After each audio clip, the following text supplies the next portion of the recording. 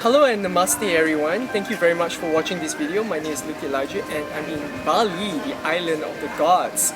Right, we're right here right now at Bali Spirit Festival 2016 and we're in the Readers Corner, and of all the readers, I'm most drawn to the energy and aura of Diva Ma. Right? Thank you so much, Diva Ma, for agreeing to come on to my talk show. Really appreciate it.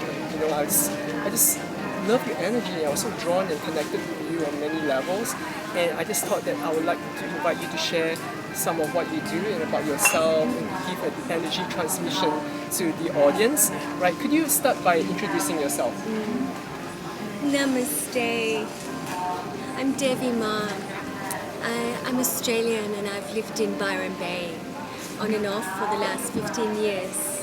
Between Byron Bay, I've spent 10 years in India, sitting with the masters, the saints, and really working with myself to purify my chakras, to purify my mind, and to really awaken to the essence of who I am. I'm currently living in Bali, working at Swagaloka Resort, holding workshops, retreats, and really supporting in the anchoring of the higher consciousness into the sacred lands of Bali. Bali is a portal of higher ascension energy, and it's supporting the masses at the moment in coming to be activated, to open up to their higher spiritual self, and to allow the changes that are necessary for internal evolution to be expanded for the planetary evolution that is asked of each one of us to participate at this time in 2016. It's beautiful, and the work that you do is really important, and you know, very drawn and caught to being here in Bali. How long have you lived here? This is my third year of living in Bali. What do you think of Bali Spirit Festival? Bali Spirit Festival is an extraordinary portal of light, of very evolved conscious beings that are supporting in the awakening of consciousness upon the planet. We have everything here, from readers to healers to sound light therapists to yoga to dance to drumming. It's working on a multi-dimensional level. Each one of us has a specific ray of light that we bring in, and we resonate to transform from that particular ray. So the Bali consciousness holds such diversity of modalities to really support everybody's individual ray to release, to let go of everything that doesn't serve, and to truly awaken to the truth of who you are. All the rays come into the one light of consciousness, and when we find what it is that we resonate with, we allow ourselves to let go and surrender. Not everybody's into yoga, not everybody's into Reiki, but the Bali Spirit Festival gives you the potential to find what it is that you're drawn, what is your soul calling you, that can support you in your transformation, awakening, and unification into the golden light of ascension here upon the earth. It's a really great description. It really is like a buffet or plethora of different options, amalgamation of all these energies, different energies, and that people can pick and choose from what they resonate with, right? Yeah, so you know, you actually offer lots of interesting modalities, and you do a range of services like Egyptian Reiki, for example. Could you tell the audience a little bit about your services that you offer, and explain to them how does Egyptian Reiki differ from the traditional Usui Reiki? I'd love to. Yes, I've been working with Reiki for about 15 years, and I'll just give a little bit of a brief description. I was very sick, lots of physical illnesses, lots of emotional distortions, and I was gifted upon receiving Reiki in Nepal. I worked with Reiki for 3 years and then became a Reiki master and teacher.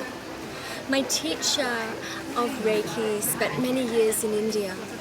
And as I worked with Dr. Usui Reiki, really purifying, activating and coming into a safe and easy way to hold higher frequencies of spiritual light in my physical body, in my auric field, I was given the initiation of Egyptian Reiki.